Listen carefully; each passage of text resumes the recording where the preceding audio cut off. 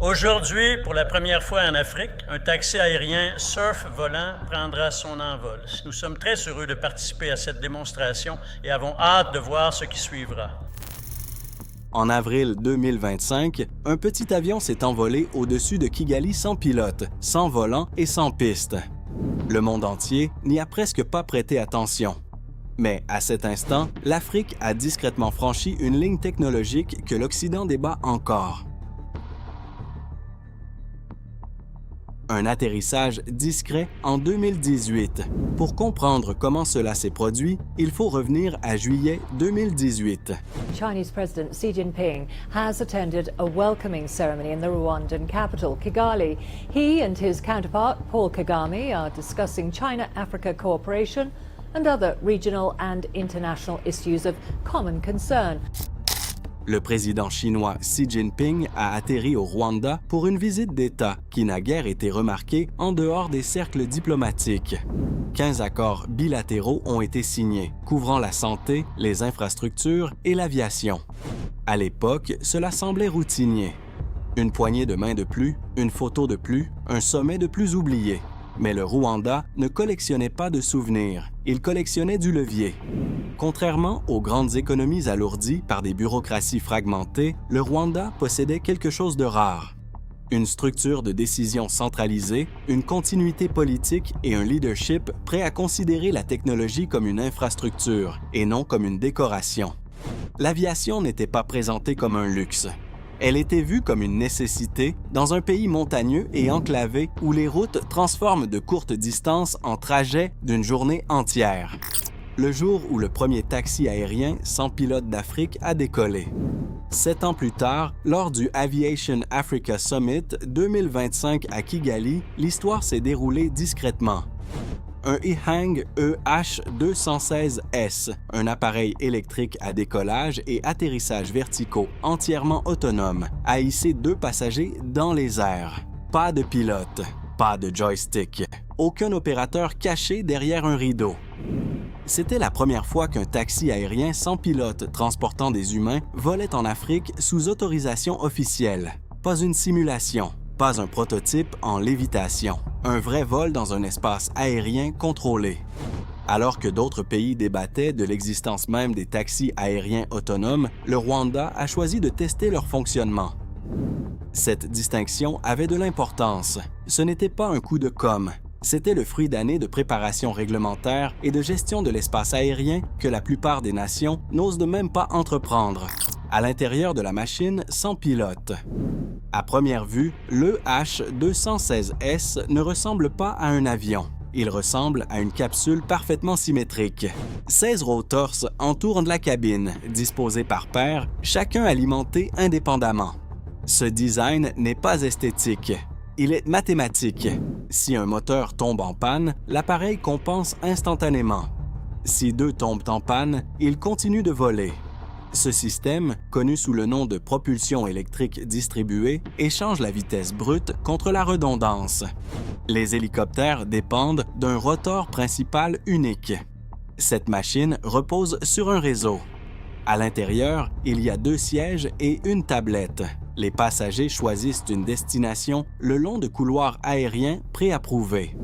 L'appareil gère de manière autonome la portance, la correction du vent, la navigation et l'atterrissage.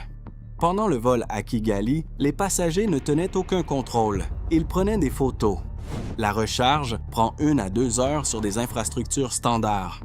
Les chargeurs rapides de nouvelle génération Dieng visent à faire passer les batteries de 30 à 80% en moins de 10 minutes. Le prix, environ 410 000 $, est bien inférieur à celui des hélicoptères traditionnels, tout en éliminant les coûts de carburant et de pilotes. Pourquoi le Rwanda a devancé la Silicon Valley? La question évidente est, pourquoi cela ne s'est-il pas produit en Californie, à Munich ou à Tokyo? La réponse n'a rien à voir avec le talent en ingénierie. Elle tient entièrement à la réglementation. Aux États-Unis, la règle FAR 91,119 de la FAA impose aux aéronefs de maintenir 1000 pieds au-dessus de l'obstacle le plus élevé dans un rayon de 2000 pieds en zones encombrées.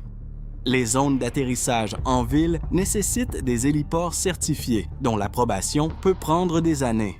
Le vol autonome ajoute un autre niveau d'incertitude réglementaire. Le Rwanda a choisi une voie différente. Plutôt que d'adapter d'anciennes règles à de nouvelles machines, il a créé un sandbox réglementaire. Les couloirs aériens ont été préalablement cartographiés. L'altitude a été considérée comme une infrastructure. La supervision s'est concentrée sur les résultats plutôt que sur les interdictions. Cette approche est venue d'en haut. Le président Paul Kagame a présenté l'aviation avancée non pas comme un projet de prestige, mais comme une solution à un problème continental, la mobilité qui exclut tous ceux qui ne sont pas riches, la nation de drones qui a réécrit son ciel. La confiance du Rwanda ne s'est pas construite du jour au lendemain. En 2016, il est devenu le premier pays au monde à déployer un réseau national de livraison par drone. En partenariat avec Zipline, le Rwanda a utilisé des drones autonomes pour transporter du sang et des fournitures médicales vers les cliniques rurales. Aujourd'hui, environ 75% des livraisons de sang en dehors de Kigali se font par voie aérienne. Ce qui était autrefois un trajet de 4 heures à travers des terrains montagneux est devenu un vol de 15 minutes. Des vies ont été sauvées, les systèmes ont été éprouvés. L'espace aérien a été géré à grande échelle. Cette expérience a compté. Lorsque EHang et China Road and Bridge Corporation ont évalué des sites de test, le Rwanda ne faisait pas de promesses. Il avait des preuves concrètes. L'Afrique n'attend pas. L'Afrique du Sud et le Kenya. Le Rwanda peut être le premier, mais il n'est pas seul. À travers le continent, l'innovation dans l'aviation émerge de lieux inattendus. En Afrique du Sud, une start-up appelée Fractal développe le Macrobat.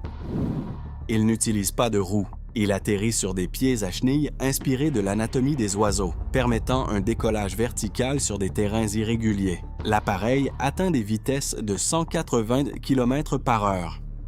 Peut transporter jusqu'à 150 kg et fonctionne avec ou sans pilote. Les détails techniques sensibles restent confidentiels, témoignant de préoccupations sérieuses en matière de propriété intellectuelle. Au Kenya, l'approche est différente. Kenya Airways, via sa filiale Fahari Aviation, a signé un accord avec Eve Air Mobility d'Embraer pour jusqu'à 40 taxis aériens électriques. L'objectif est clair, contourner le trafic de Nairobi et transporter les touristes directement des aéroports vers les destinations de safari. Les premières opérations sont prévues à partir de 2026. Il ne s'agit pas d'expérimentation pour les gros titres.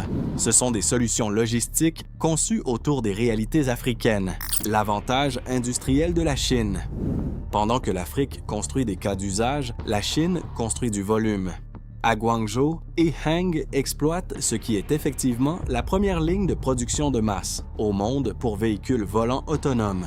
Il ne s'agit pas d'un laboratoire. C'est une chaîne d'assemblage. Le H216S est le seul taxi aérien sans pilote à avoir obtenu un ensemble complet de certifications de l'administration de l'aviation civile de Chine. Dans des villes comme Guangzhou et Shenzhen, les phases d'essai sont terminées. Les passagers achètent des billets. Les vols se déroulent au-dessus des skylines urbaines. Aucun pilote n'est impliqué. C'est là que l'écart devient générationnel. Les entreprises occidentales peaufinent des prototypes. La Chine met l'accent sur la production à grande échelle. La certification suit la production, et non l'inverse. Le porte-avions terrestre d'Xpeng. Si le H216S déstabilise les régulateurs, le porte-avions terrestre d'Xpeng déstabilise les industries. Récemment rebaptisé Xpeng X2 Land Aircraft Carrier, le système combine un véhicule électrique à 6 roues avec un module volant détachable pour 2 personnes, stocké à l'arrière. Le véhicule terrestre offre plus de 1000 km d'autonomie. En mouvement, il recharge le module aérien. À l'arrivée, l'unité de vol se déploie, décolle, accomplit une mission aérienne courte distance, puis se reclipse dans le véhicule. La Chine a ouvert une usine capable de produire jusqu'à 10 000 unités par an. Avec plus de 7 000 précommandes et un prix prévu autour de 275 000 $, il ne s'agit pas d'un concept, c'est un marché. ce que cette course révèle vraiment. Cette histoire ne parle pas de voitures volantes, elle parle de timing, de gouvernance et de stratégie industrielle. L'aviation autonome révèle une vérité simple. L'avenir appartient à ceux qui décident vite et non à ceux qui débattent longtemps. Le rôle de l'Afrique dans cette histoire est important, car elle rejette l'idée selon laquelle le leadership technologique doit suivre les puissances historiques.